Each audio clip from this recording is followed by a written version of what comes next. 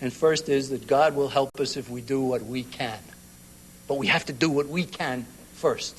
We can't ask God to help us unless we do what we can first. The second reason for hope is that history is made by the dedicated few. All throughout mankind's history, small groups of people have succeeded. For good or for evil, mostly for evil. Why not for good? Do you need millions of people in the Birch Society? Tens of millions? No. Do you need tens of millions of people distributing trim bulletins? No, but you need tens of millions of trim bulletins distributed. And only a few people can do that. Get that sense of history. It'll give you hope. A third reason, there are more good people in our country than bad. All we got to do is find them and get them some information and get them into the movement to help us. Many more, yes. But it can be done because they're there. A fourth reason, we've got truth on our side. 1 pound of truth overcomes a ton of falsehood. Use that truth. Learn that truth. And the fifth reason for hope is that it is a conspiracy. You see, it's not the unfolding of historical events that nobody can stop. That's Marxism, Marxist economic determinism. It's not that at all. What it is something that's being done by some that can be undone by others. You and me and people like us all over this great country can undo it. And if it wasn't a conspiracy, we might not have that hope. Strangely enough, the conspiracy and its existence is reason for hope. Well, 400 years ago, there was a fellow named Michelangelo who was working on a 14-foot-high block of marble. And there was a boy who used to come by to see him, and he'd look in, and there would be Michelangelo with his chisel, and he'd chink it again. And the boy would come by every day for quite a while, and then he finally just shook his head, and he said, "This guy's crazy.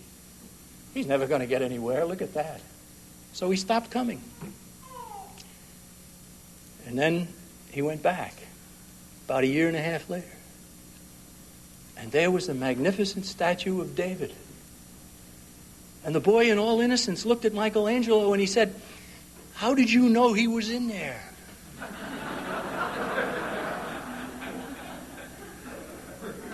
Michelangelo knew because he had a vision. And his vision spawned the labor, and it made up for the time and the effort and the seemingly endless frustrations. All that work for so long and so little to show for it. But Michelangelo was willing to work hard enough, long enough, and smart enough to have his vision become a reality. Ladies and gentlemen, I have a vision. My vision is men and women who swear an oath to the Constitution of the United States and live by it. I have a vision of government being back under the chains that Thomas Jefferson talked about. I have a vision of people being able to keep the fruits of their labor instead of pouring it into the federal coffers down the drains all around the world. I have a vision of America once again being looked to and respected by other nations in the world, as for so long we have not been. Ladies and gentlemen, all around you are people who want the information that we have. Help us to get it to them. And then with God's help, we can return this world gone crazy to sanity once again. Thank you very much.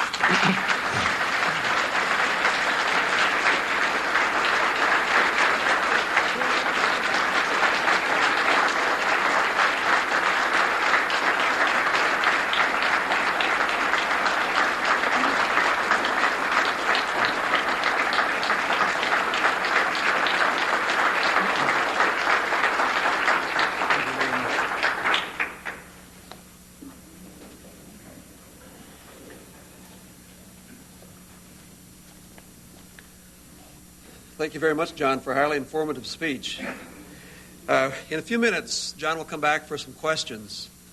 But first, we'll talk a little bit about the blue sheet in your program. At the top of the blue sheet in the middle of your program is a short statement. Excuse me. The statement says, the members of the National Trim Movement intend to play a key role in stopping the unconstitutional conversion of the United States into a socialist province in the New World Order's United Nations. We urgently need your help. Please indicate below the level of involvement that you prefer, then hand this sheet back to us at the end of the speech, which is where we are now.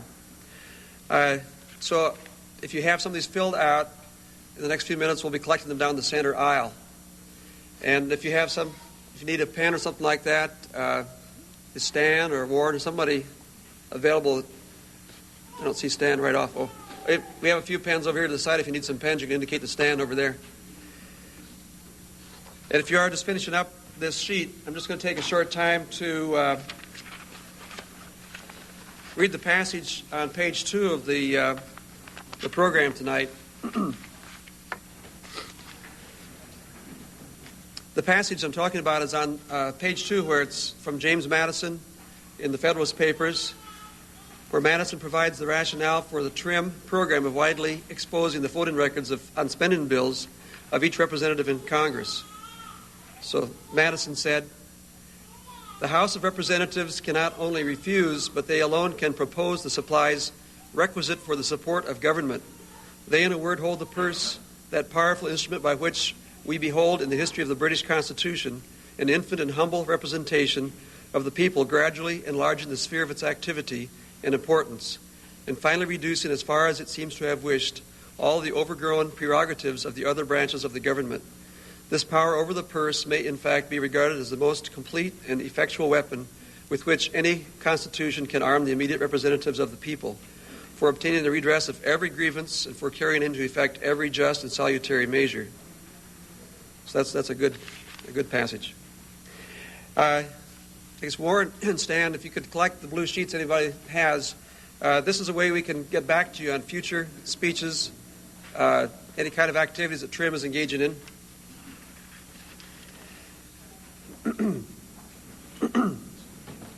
if you don't get the blue sheet filled out in time to give it to us during the collection, you can leave it back on the book sales table back in the back.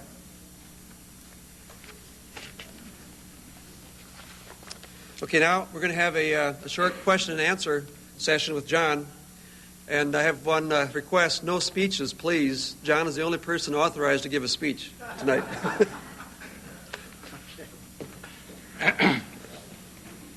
And if there are no questions, we're going to pass out the exam. Here's a question. Yes, sir.